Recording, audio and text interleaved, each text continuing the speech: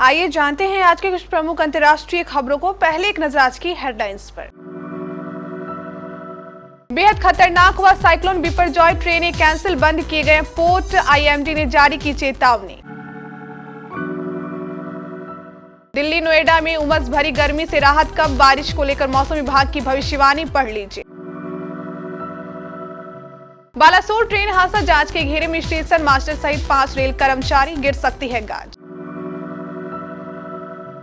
आज 70,000 युवाओं को मिलेगी सरकारी नौकरी, पीएम मोदी रोजगार मेला में सौंपेंगे नियुक्ति पत्र। मध्य प्रदेश में प्रियंका के कार्यक्रम में राहुल गांधी भी, डुप्लीकेट को देख लोग लेने लगे सेल्फी। दिल्ली के शिक्षा मंत्री आतिशी ने स्कूल उद्घाटन के लिए एलजी को दिया न्योता, कहा क्रेडिट लेने नहीं पहुंचे। एसआईपीआरआई की रिपोर्ट, भारत ने 1 साल में परमाणु जखीरे में किया इजाफा, इस खास तरह के हथियारों पर सेना का जोर। भारत की दुश्मन पाकिस्तान से करीबी बढ़ाना चाहता है रूस, पुतिन के विदेश मंत्री बोले दोस्ती जिंदाबाद। करण देओल की रोका सेरेमनी पर देओल ब्रदर्स ने लूट ली महफिल, सनी बॉबी अभय ने कैमरे के सामने यूं दिए पोज। और विराट ने छोड़ी थी कप्तानी या हटाए गए थे सौरभ गांगुली ने सारा कच्चा चिट्ठा खोल दिया।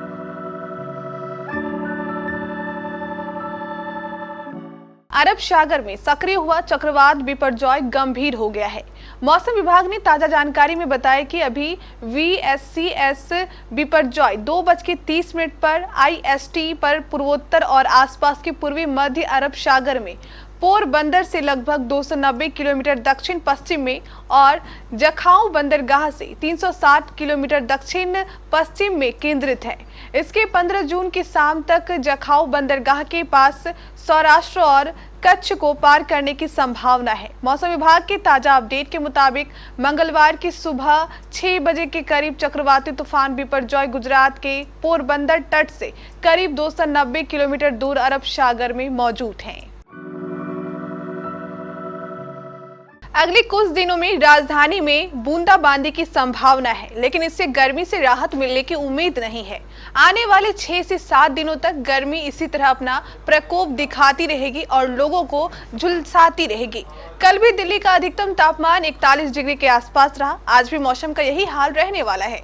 सोमवार को अधिकतम तापमान 41.2 डिग्री रहा, ये सामान्य से 1 डिग्री अधिक है। वहीं न्यूनतम तापमान 28.8 डिग्री रहा, ये भी सामान्य से 1 डिग्री अधिक रहा। हवा में नमी का स्तर 40 से 67% तक रहा। उड़ीसा के बालासोर जिले में हुए भीषण रेल हादसे के मामले में बाहानगा बाजार के स्टेशन मास्टर समेत 5 रेलवे कर्मचारी जांच के दायरे में हैं। आधिकारिक सूत्रों ने सोमवार को ये जानकारी दी। इस हादसे में 288 लोगों की मौत हो गई थी और 1000 से अधिक यात्री घायल हुए थे। उन्होंने कहा कि 4 अन्य कर्मचारी सिग्नल से संबंधित काम करते हैं और इस महीने की शुरुआत में दुर्घटना के समय ड्यूटी पर थे। सूत्रों ने कहा कि 5 कर्मचारी वर्तमान में अपने कर्तव्यों का निर्वहन कर रहे हैं और भविष्य की कोई भी कार्रवाई रेलवे सुरक्षा आयुक्त की दुर्घटना जांच रिपोर्ट पर निर्भर करेगी। केंद्रीय अन्वेषण ब्यूरो 2 जून को बाहानगा बाजार स्टेशन पर कथित आपराधिक लापरवाही के कारण हुई दुर्घटना की अलग से जांच कर रहा है। प्रधानमंत्री नरेंद्र मोदी आज यानी मंगलवार को देश के 70,000 युवाओं को सरकारी नौकरी के नियुक्ति पत्र बांटने वाले हैं।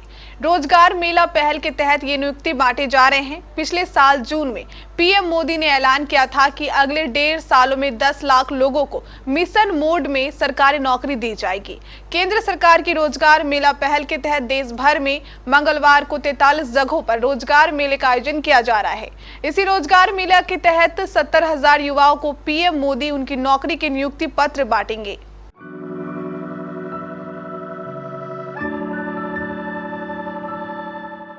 कांग्रेस की राष्ट्रीय महासचिव प्रियंका गांधी ने जबलपुर से विधानसभा चुनाव का शंखनाद किया है। एक ओर जहां लोग प्रियंका गांधी को देखने और सुनने के लिए पहुंचे थे, वहीं राहुल गांधी को देखकर लोग हैरान रह गए।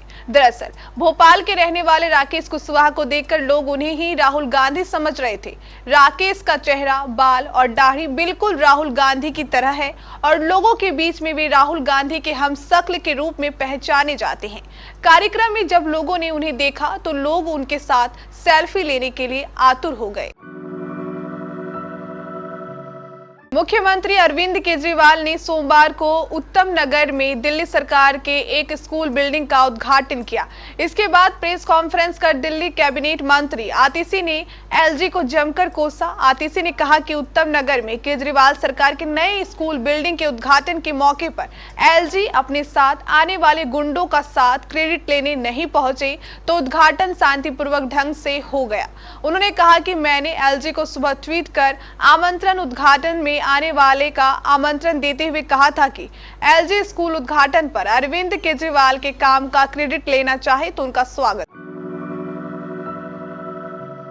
यूक्रेन युद्ध शुरू होने के बाद से ही कई देश लगातार सुरक्षा के लिहाज से खुद को मजबूत करने की कोशिश में जुटे हैं, खासकर परमाणु क्षमता के मामले में, जहां रूस अमेरिका जैसे देश पहले ही अपने जखीरे को हजारों की संख्या में पहुंचा चुके हैं, तो वहीं चीन, भारत और पाकिस्तान के बीच क्षेत्रीय तनाव के चलते परमाणु हथियार बनाने की रेस लगी है।